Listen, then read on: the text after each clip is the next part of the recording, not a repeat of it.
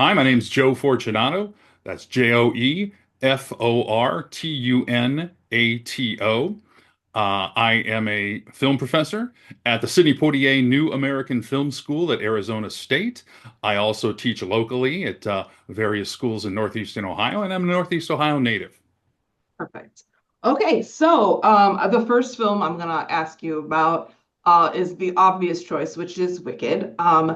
Do you see any surprises with their either their nominations or possible wins?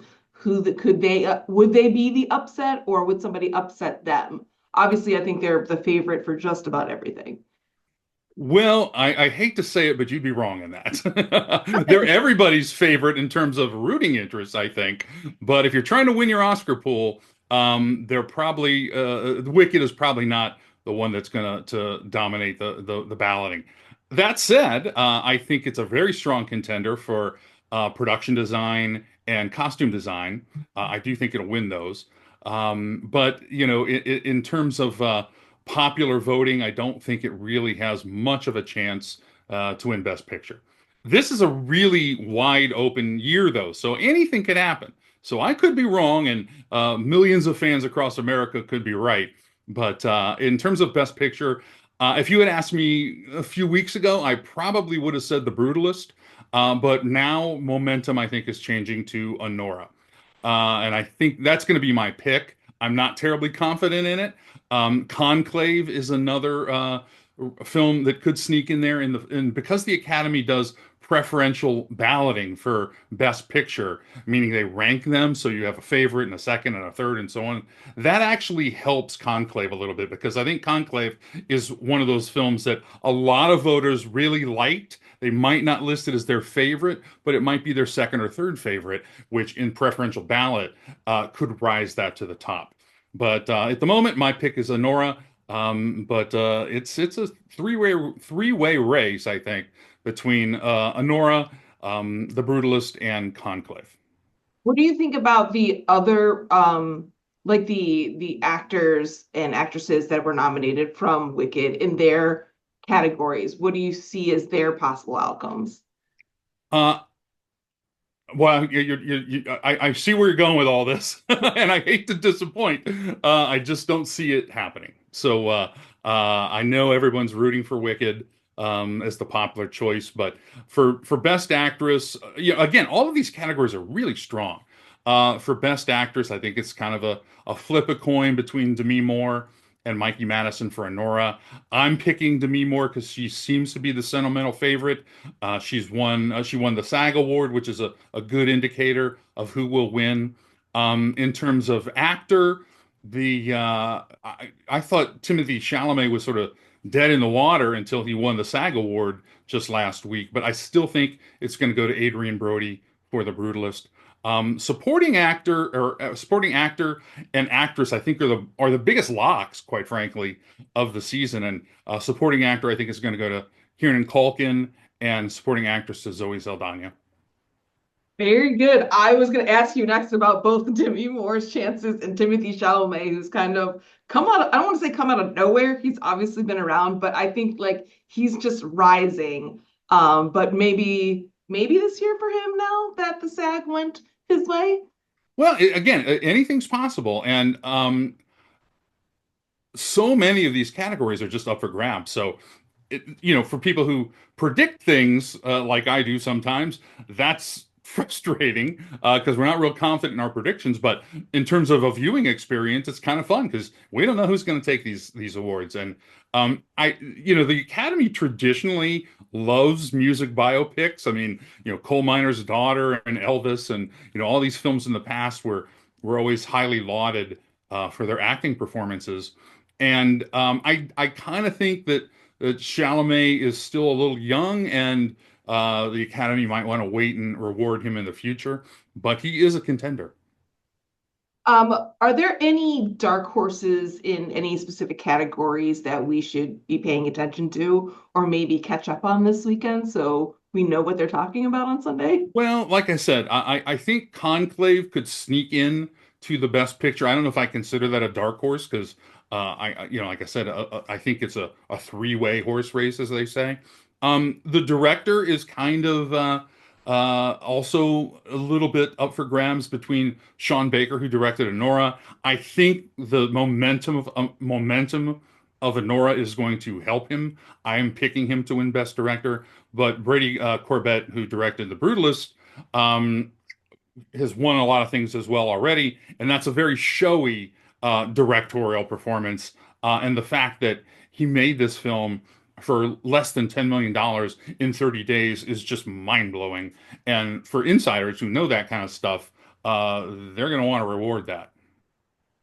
Since you did reference music, what about like the scores and original songs? What do you see in those categories? I think for original song, it's going to go to Il Mal from Amelia Perez. And Amelia Perez has kind of been sunk a little bit because of the controversy over its lead actress. But I think that's where the Academy will give it a reward. And it is a musical, so there is that. I think for score, it's probably going to go to The Brutalist because that was also a very showy score as well. What do you think of the host this year and what he's going to bring that might be different from what we've seen in years past? I think Conan O'Brien's a great choice for host. He's generally non-controversial, and he's funny. People like him. He's goofy and quirky, which I like, so that's good for me. I think he'll be fun. What movies did you like this year out of everything that was nominated? What were your favorites and the ones that you maybe had high hopes for that didn't really pan out? Well, again, it's such a really good race this year. There's just, I mean, all of the best pictures, or like maybe I should say most of the best pictures, are really unique storytelling. They're very different, which I get that doesn't always appeal to mainstream audiences, but it's good for the film industry. I mean, to have all these different kinds of storytelling devices. So that was something that I definitely noticed. Um, I make these choices based on who I think will win, but I'm like everybody else. I have definite favorites, and I have a populist bone in my body as well. So I really liked Conclave, and I think in days gone by, that would have been a real safe Best Picture kind of award winner. Great cast, well done. So that was definitely one. I certainly enjoyed Wicked. I really liked A Complete Unknown. So I'm not trying to throw shade on those popular choices. Um, I'll tell you one thing though that really kind of I wish is going to happen, and it's still possible, but I don't think so. And that is original screenplay. And me being a former writer and a Writers Guild member, I do vote on these things, not for the Academy, but for the Writers Guild. I really, really liked the script and the story for A Real Pain. And that is up for Best Original Screenplay. I do think the Honora momentum is going to give it to Honora, but I really enjoyed the story of A Real Pain. I don't think I even did I ask you about supporting actor and actress? I don't think I Uh, did. well, you didn't ask me, but I did answer in You terms did of answer. I think supporting actor and actress are as much as there is locks in this year's race. I think those are it. I think your safest bet on your Oscar party ballot is Zoe Saldana and That's Kieran right. Culkin for Best Supporting Actress and Actor. Oh, And I will say too. Um, the best supporting actor race, again, all of these races are really strong, but the supporting actor, there's great performances in all of those folks. So the fact that Kieran Culkin has kind of run away with it all award season is pretty impressive. anything else I didn't ask you that we should be aware of, look forward to, tips for our Oscar pools? Yeah, I mean the two really competitive races that a lot of people don't always pay attention to are Best Animated Feature and Best International Feature. And again, this year, very strong category in both cat or very very strong films in both categories. Best Animated Feature, a lot of the sentiment is going towards Flow, which was also nominated for International Feature, so it's got a lot of love in that regard. I am going with The Wild Robot. I know, again, talking about populist vote, Inside Out 2 is everybody's favorite, and it does have a puncher's chance, but I think it's a two-way race between Flo and the Wild Robot, and I think I'm going with my gut on the Wild Robot. International feature, again, I think this is where Amelia Perez is going to get its due. It has the most nominations with 13 nominations. It just sort of, like I said, got tanked in some controversy, and I think it had momentum a little bit too early. That kind of does matter with voting. Because they only vote for a small window of time, but these are discussed for months and months. So I think it's between that and the Brazilian feature "I'm Still Here," which is very good, and the actress is very good in that as well. So, but that's a good race too, the international and the animated features. I'm interested to see how people react when they read her nomination from Amelia Perez. Was it she's nominated for actress in a lead, right? Yes. Yeah. No, no, wait a minute. Who are you talking about? I'm sorry. The lead actress, the one with the controversy in Amelia Perez. Oh yes, Carlos Sofia Gascon. She's. I thought you were talking about Zoe Saldana, who's supporting No, actress. she's Although good. that's a bit controversial because a lot of people think Zoe Saldana is the lead in Mhm. the film. So, okay. Well, that's all the questions I have. Thank you, Joe. Okay, well, enjoy your Oscars. Enjoy your Oscar party if you're attending one. I think it's going to be a real fun race. I think Conan O'Brien's going to be a great host. It's going to be a lot of fun.